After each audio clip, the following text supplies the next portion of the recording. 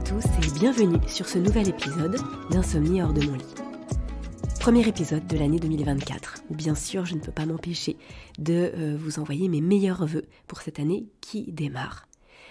Alors, vous me connaissez maintenant sur le podcast, vous savez que ce ne sont pas des vœux ou des souhaits de j'espère que pour vous tout va bien se passer, parce que je considère vraiment que ces souhaits qu'on peut se faire et que j'ai fait pendant longtemps, mais qui me correspondent plus du tout aujourd'hui, sont trop souvent des paroles en l'air et des choses qui nous enlèvent, qui nous démunissent presque de notre responsabilité.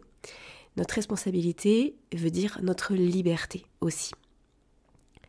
Je vous envoie tous mes vœux, justement, pour que vous puissiez reconnecter avec votre responsabilité et donc avec votre liberté en tant que personne, au niveau de, sur toutes les sphères de votre vie et au niveau de votre santé globale, on va dire, puisqu'on parle de sommeil. Et donc le sommeil est inhérent à la bonne santé, à la vitalité, à vieillir en santé aussi, et puis à tout âge de la vie.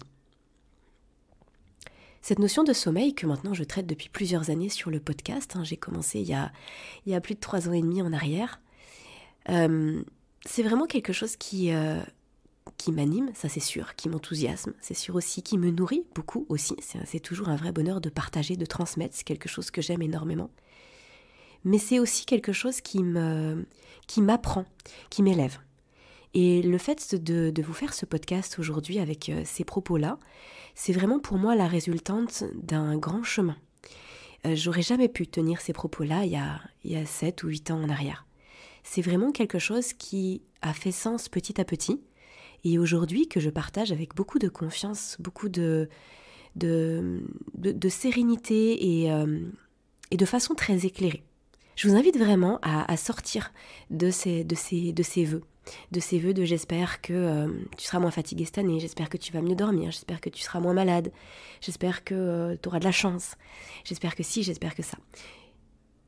Ça repose tout ce qui nous arrive sur des lancers de dés et sur le fait qu'on peut avoir juste de la chance ou pas de chance. Bien sûr que sur certaines choses, on a la sensation qu'il y a comme un petit coup du destin, ou en tout cas que je sais pas, il y a les planètes qui s'alignent, et oui, il y a des choses qui sont plus confortables, plus agréables. Mais, votre sommeil, la façon dont vous vous sentez dans votre corps, la façon dont vous vivez votre quotidien, votre vitalité, votre capacité à récupérer, votre capacité à vous enthousiasmer aussi, à profiter de la vie, à vous émerveiller, à voir le beau, à profiter avec vos proches, à vous octroyer des moments pour vous, à œuvrer pour avoir des vrais temps de ressources, à mettre en place des choses, des nouvelles choses. Ça, c'est de votre ressort. Et c'est pas un coup de chance, c'est pas un coup du destin, et c'est pas un souhait. Si je vous fais ça, c'est pas du tout d'un point de vue moraliste, pas du tout, parce qu'encore une fois, comme je vous le dis, moi ce sont des propos que j'ai tenus pendant une grande partie de ma vie et que j'entends tout le temps autour de moi, et je les écoute avec, on va dire, avec un sourire et avec et je sais l'intention et la gentillesse et la bienveillance que les gens peuvent mettre derrière ça, parce que chacun veut que les gens qu'il aime aillent bien.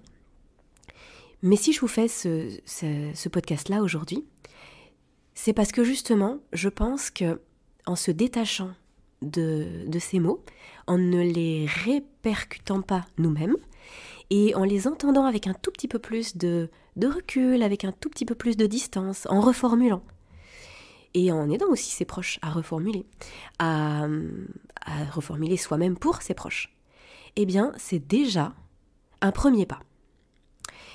Vous vous souvenez peut-être dans certains podcasts précédents, si vous les avez écoutés, ou si vous me découvrez aujourd'hui sur le podcast, peut-être qu'il serait intéressant d'aller écouter ceux que j'ai diffusés, les derniers, les 3-4 derniers, où justement j'évoque le fait de la puissance du discours interne.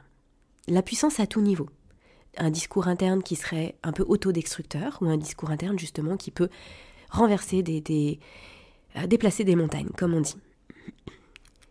On est toujours d'un point de vue sommeil, Le sommeil est très fortement lié à ce qu'on se dit, que ce soit vis-à-vis de son sommeil, vis-à-vis de soi-même, vis-à-vis de son environnement, des choses qui se passent, de ses émotions, etc.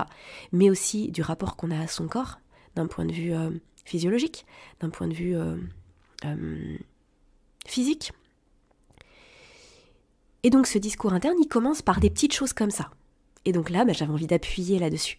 J'avais envie de vous souhaiter le meilleur, mais j'avais envie de vous souhaiter surtout des vœux de reconnexion à vous et de prendre ce temps. Juste prendre le temps d'y penser. Prendre le temps de pas seulement écouter ces mots en se disant ça a l'air probablement ok, intéressant, en tout cas je comprends. Mais vraiment de se dire, est-ce que ça fait vraiment sens au fond de moi ? Qu'est-ce que ça m'inspire et comment je peux intégrer ça ? Parce que vous n'imaginez peut-être pas, ou peut-être que si, à quel point ça peut tout changer. C'est vraiment le pas de côté qu'on prend qui va tout changer. D'accord ? C'est pas... Souvent on s'attend, je fais une petite parenthèse, mais quand on veut changer des choses dans sa vie, en tout cas qu'on veut changer des conséquences, parce que le trouble du sommeil, c'est la conséquence de quelque chose, hein, on est d'accord. Le trouble du sommeil, c'est la résultante d'un ou de plusieurs déséquilibres dans notre corps, dans notre état d'esprit, dans la gestion de nos émotions, etc., etc.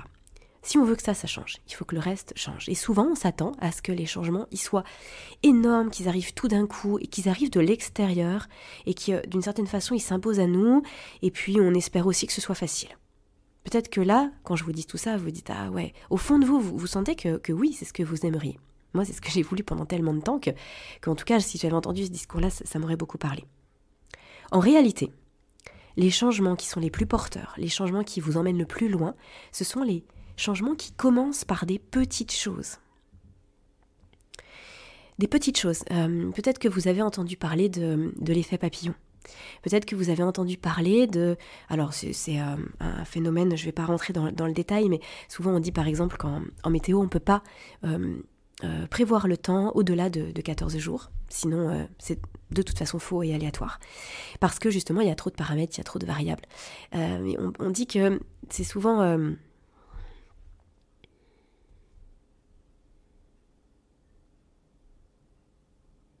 Et donc il y a cette expression qui dit un battement d'aile de papillon peut tout changer, peut entraîner un ouragan à l'autre bout de la planète. Alors c'est bien sûr extrêmement simpliste. Il y a beaucoup de belles choses derrière tout ça, d'un point de vue scientifique. Mais je trouve l'image assez parlante et assez impactante pour la reprendre ici.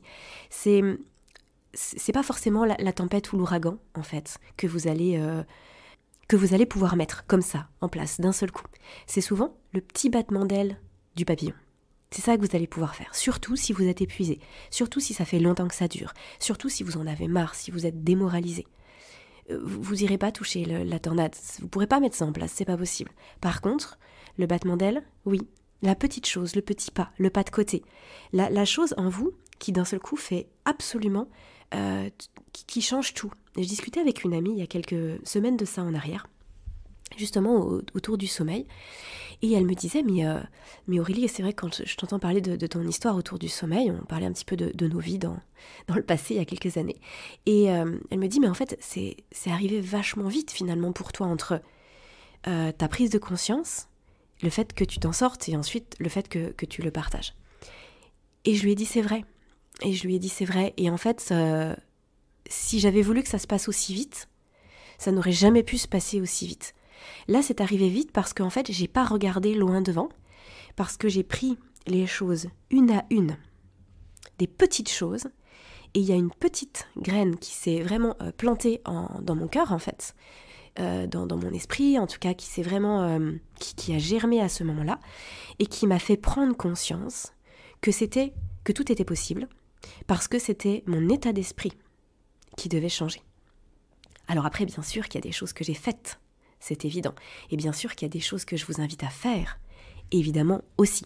Et c'est ce que je vous partage sur le podcast. On a enregistré là plusieurs épisodes, par exemple avec Fred Tillion sur la respiration, ou plus récemment avec Sarah Saidi, que je vous invite bien sûr à écouter, parce que typiquement, ce genre de pratiques, ce sont c'est de l'or. C'est de l'or en barre, hein, pour sortir de l'anxiété, du stress, pour reprendre confiance en soi et puis pour aller vers le sommeil beaucoup plus facilement, pour y retourner la nuit si on se réveille, etc. Mais je ne vais pas redétailler tout ça ici. Donc oui, il y a des choses à mettre en place, mais ça commence par la compréhension que ça vient de vous, pour vous, et que cette responsabilité n'est pas de la culpabilité, que cette responsabilité c'est de la liberté, que c'est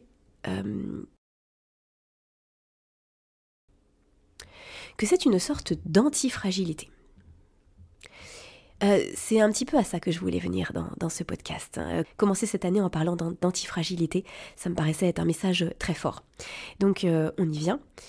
Ce terme d'antifragilité, il a été, on va dire, démocratisé, en tout cas mis en lumière, mis en avant, créé même d'ailleurs, par Nassim Nicholas Taleb, qui a écrit le livre Antifragile, qui est souvent mis en avant et que j'ai connu grâce à mon ami Pierre Dufresne, qui est le directeur du CNH et le créateur de la chaîne Vérisme TV, sur la physiologie et sur le vivant, qui pourrait d'ailleurs certainement vous intéresser, que j'ai déjà cité sur le podcast, qui est d'ailleurs déjà intervenu sur le podcast il y a quelques temps en arrière. Ce terme d'antifragilité, il veut dire quelque chose de très très puissant. Là aujourd'hui, vis-à-vis de votre sommeil, vous vous sentez peut-être fragile. Votre sommeil est peut-être fragile, mais si votre sommeil est fragile, et s'il l'est depuis longtemps, peut-être que vous aussi vous vous sentez fragile. Peut-être même que vous avez fini par vous dire que vous étiez fragile. Se donner des étiquettes, c'est vraiment se coller de la glu sur le front, et moi je vous invite à réfléchir à ça. Et tout mon message depuis tout à l'heure, il vous invite à réfléchir justement sur ce genre de choses. Vous n'êtes pas fragile. Vous n'êtes pas fragile. Peut-être qu'aujourd'hui, votre sommeil est fragile. Peut-être qu'aujourd'hui, votre relation avec votre sommeil est fragile. Mais vous n'êtes pas fragile. Vous êtes juste vous. Pourquoi ? Parce qu'il y a tous les potentiels possibles. Il y a tous les potentiels. Il y a la possibilité d'avoir une relation différente avec son sommeil. Il y a la possibilité d'avoir un sommeil différent. Et puis, il y a les personnes qui vont se sentir très robustes, très fortes par rapport à leur sommeil, qui vont avoir un sommeil très fort, très profond, très robuste, du coup. Quel est le mieux ? À court terme, on pourrait se dire, le mieux c'est d'avoir un sommeil très, très profond depuis toujours et de très bien dormir, et c'est une très bonne chose. Ouais, ok. Mais peut-être qu'à terme, c'est un peu pareil. En fait. C'est-à-dire qu'il n'y en a pas un qui est mieux que l'autre. Pourquoi ? Parce que la personne qui a un sommeil très fort depuis toujours, qui ne s'est jamais posé la question, le jour où il lui arrive quelque chose, le jour où elle a une nuit où elle dort moins bien, où elle a un passage dans sa vie qui est plus difficile, et elle déconnecte avec son sommeil, il y a quelque chose qui, d'un seul coup, fait qu'elle dort moins bien, elle va se retrouver absolument perturbée. Et peut-être que c'était votre cas d'ailleurs, peut-être que pendant des années, vous avez eu un très bon sommeil, et puis vous avez la sensation que du jour au lendemain, ou suite à une situation, à quelque chose en particulier, tout a dégringolé, tout s'est effondré et vous avez, entre guillemets, perdu votre sommeil. Alors finalement, on peut se retrouver assez facilement dans une situation de détresse un peu identique, qu'on ait toujours eu un sommeil fragile ou qu'on ait l'impression d'avoir eu un sommeil très robuste, et puis de se retrouver avec des troubles du sommeil aujourd'hui. L'idée, c'est d'aller vers de l'antifragilité. Et c'est ce que je vous propose depuis 3 ans et demi passés maintenant sur ce podcast. L'antifragilité, c'est quoi ? C'est plus puissant que d'être robuste, c'est plus puissant que d'être fragile. C'est le fait de venir se renforcer après avoir peiné. C'est le fait de venir se renforcer après avoir rencontré une difficulté. Je vais vous donner un exemple. Vous avez sûrement dans votre cuisine des verres. Un verre en verre. Un verre en verre, c'est fragile. Un verre qui tombe, ça casse. C'est très fragile, il faut faire attention. À l'inverse, un verre en acier, c'est très solide. Ça peut tomber de haut, ça peut être jeté, ça va pas casser. Ça va pas casser comme ça du tout.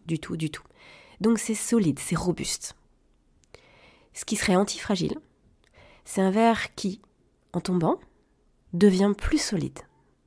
On peut prendre un animal pour illustrer ça, c'est l'hydre. L'hydre, c'est un animal mythologique. C'est un serpent à plusieurs têtes. Quand on lui en coupe une, il y en a 2 qui repoussent. ça veut dire qu'une agression, pour lui, va le renforcer. L'antifragilité fait beaucoup référence au principe de l'hormèse qu'on a dans le domaine du vivant. L'hormèse vous avez peut-être entendu parler de l'hormèse par l'activité physique, par le froid, etc., l'exposition au chaud, au froid. En fait, l'antifragilité, c'est un petit peu plus global que ça. C'est l'hormèse, mais c'est aussi adapté à absolument tous les domaines de la vie.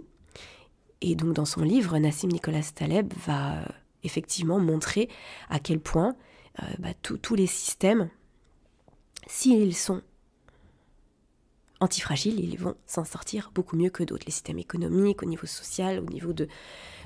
bref, dans toutes les sphères de la vie. Eh bien moi, ce que je vous invite, c'est à être antifragile au niveau de votre santé, et donc plus précisément au niveau de votre sommeil. C'est-à-dire que là, aujourd'hui, vous rencontrez une difficulté au niveau de votre sommeil. Soit vous considérez que c'est une fragilité pour vous et vous êtes dans une sorte de fatalité. Et donc, vous subissez. Mais si vous êtes là à m'écouter, je ne pense pas que vous soyez dans cet état d'esprit-là. Mais peut-être que vous rêvez d'un sommeil robuste, que vous voulez atteindre un sommeil solide, un sommeil sans accroc. Vous vous couchez le soir, vous vous réveillez le lendemain et vous voudriez que vos problèmes de sommeil n'aient jamais vu le jour, que ça n'ait jamais existé. Vous aimeriez que tout disparaisse et vous aimeriez que tout soit facile. Eh bien peut-être qu'il y a une voie du milieu. Peut-être que là, ce trouble du sommeil que vous rencontrez aujourd'hui va vous permettre, comme l'hydre, de sortir encore plus fort de la situation. Pourquoi ? Parce que si vous considérez ce que j'ai dit un petit peu plus tôt dans le podcast, que le trouble du sommeil, c'est le symptôme que quelque chose ne va pas. Si vous considérez, comme moi je le partage sur le podcast, sur les réseaux et dans mes formations, dans mes accompagnements, etc., que c'est le reflet d'un ou de plusieurs déséquilibres dans votre corps. Et qu'il faut aller à la base de la base, à la cause de la cause, pour citer Hippocrate. Et que vous considérez que donc vous êtes sur un chemin et que ce chemin va vous emmener vers des choses que vous n'aviez même pas imaginées. Et que vous allez tirer des bienfaits plutôt, là où vous n'auriez même pas pensé tirer des bienfaits. Pas forcément en lien direct avec le sommeil, mais parce que vous avez considéré votre trouble du sommeil, que vous avez pris les choses en main, que vous êtes allé explorer, que vous vous êtes peut-être fait accompagner, que ce soit en consultation, que ce soit grâce à une formation, que ce soit grâce à un coach, un psy, à n'importe quel thérapeute, à une formation comme ma formation Dormir de nouveau, bien sûr, qui est très complète à ce sujet. Eh bien, vous allez non seulement sortir de vos troubles du sommeil, mais en plus de ça, vous allez vous renforcer d'un point de vue santé, d'un point de vue vitalité, d'un point de vue bien-être mental, physique, etc. Concrètement, ça peut donner quoi ?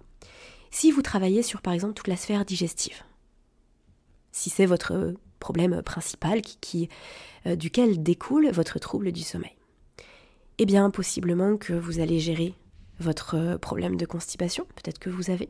Vous allez peut-être au passage régler vos problèmes de peau, vous allez régler vos problèmes de migraine, vous allez régler votre problème de brouillard mental, peut-être que vous allez régler votre problème de dépression, peut-être que vous allez aussi régler votre problème de poids.